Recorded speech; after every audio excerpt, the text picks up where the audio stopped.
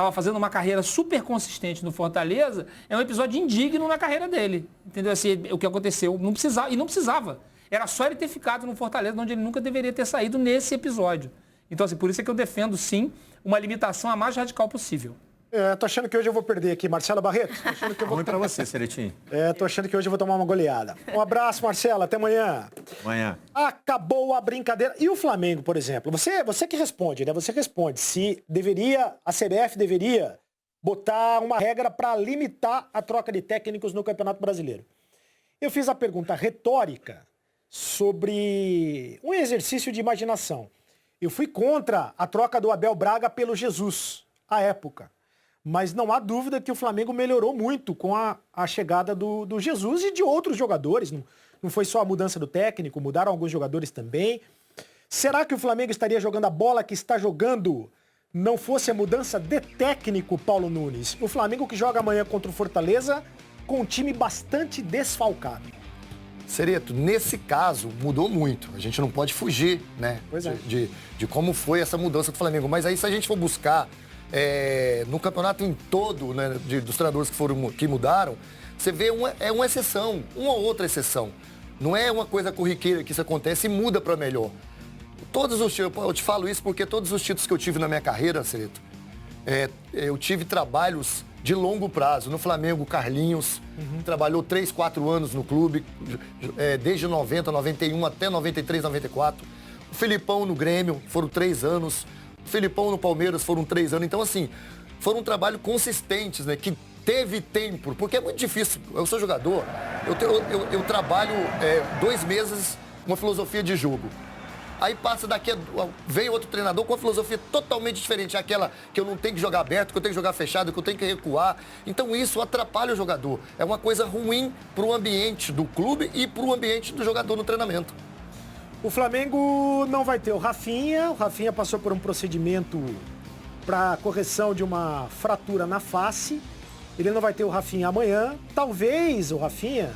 Existe uma possibilidade dele jogar contra o Grêmio quarta-feira com uma proteção, algo assim. O jogo contra o Grêmio quarta-feira pela Libertadores. O Gabigol e o Rodrigo Caio chegaram em Fortaleza depois de uma viagem maluca. Os caras foram para Singapura passear. O Rodrigo Caio foi passear mesmo, né? O Gabigol ainda jogou, 30 minutos contra a Nigéria. O Rodrigo Caio não jogou nem um minutinho sequer. Voltaram de Singapura. Foram direto para Fortaleza para jogar amanhã contra o Fortaleza. Esse tipo de coisa que não dá para entender, né? Por que convocou então, se não é para botar para jogar? Especialmente o Flamengo, que tá precisando, né? O Flamengo tá com muitos desfalques. São jogadores muito importantes no momento em que o Flamengo tá buscando um título, né? Que não vence desde 2009. Sim. É inconcebível, sabe, pensar essas coisas, Cereto. Pro jogador, você imagina o cara que tem jogado fuso horário. Ele tem um fuso horário ainda para se adequar, para ir para um jogo em Fortaleza, que é um calor, todo mundo sabe o calor que é. O Flamengo precisando vencer, a dificuldade é imensa pro atleta, porque pode até ter contusão, né? A gente tem que bater porque o cansaço físico é muito desgastante, e junto com o mental. O cara tá vindo de uma viagem absurda. E é inconcebível isso. Olha, além do Rafinha, o Felipe Luiz já estava machucado, o Arrascaeta já estava machucado. O Flamengo não vai ter... O Diego já estava machucado, né? O Diego só volta o ano que vem. O Flamengo não vai ter o Berrio.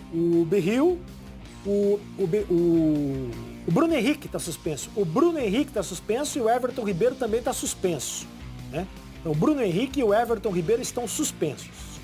Eu imagino que o Gabigol vai jogar, porque senão não ia nem para Fortaleza, né? Vai jogar com certeza, o Gabigol e o Rodrigo Caio também. E o Flamengo entrou com uma medida no Superior Tribunal de Justiça Desportiva, no STJD, para garantir o direito de escalar o Renier. Tá uma confusão nessa história, porque o Renier foi convocado para a seleção Sub-17 para a disputa do Campeonato Mundial. Ele se apresentou, depois ele voltou para jogar contra o Atlético Mineiro e contra o Atlético Paranaense. Contra o Atlético Paranaense, inclusive, ele não jogou porque o Jesus não quis escalar, né? Mas aí foi a opção do Jesus. Agora, ele teria que se apresentar de novo à seleção brasileira. O Campeonato Mundial acontece agora entre outubro e novembro aqui no Brasil. O Campeonato Mundial Sub-17 com transmissão do Sport TV. O Campeonato Mundial da categoria. Só que por causa de todos esses desfalques, o Flamengo falou, pô, não dá para liberar o Renier. E tentou negociar com a CBF para liberar o Renier depois do jogo contra o Fortaleza. Não houve essa negociação. A CBF já convocou o Pedro Lucas do Grêmio. O Pedro Lucas do Grêmio já está convocado para o lugar do Renier, que provavelmente deve ser desconvocado. Só que o Flamengo quer se garantir no Tribunal de Justiça Desportiva para saber se pode escalar o Renier.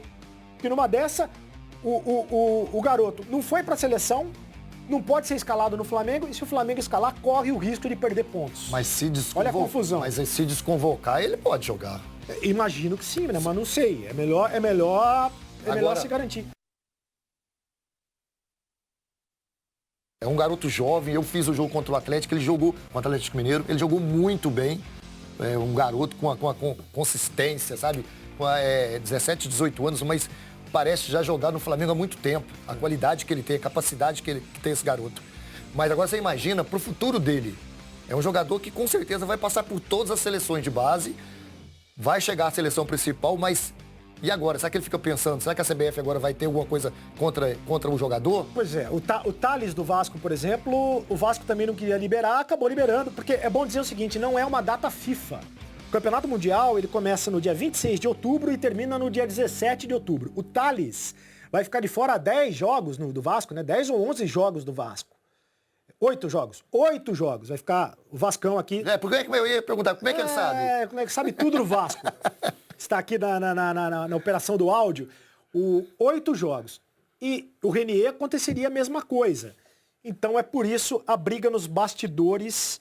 O Rodrigo dos Santos, ex-Santos, do Real Madrid, agora do Real Madrid, ele tinha sido convocado, né, antes do meio do ano, para um amistoso da seleção sub-17. O Santos não quis liberar, foi a mesma coisa.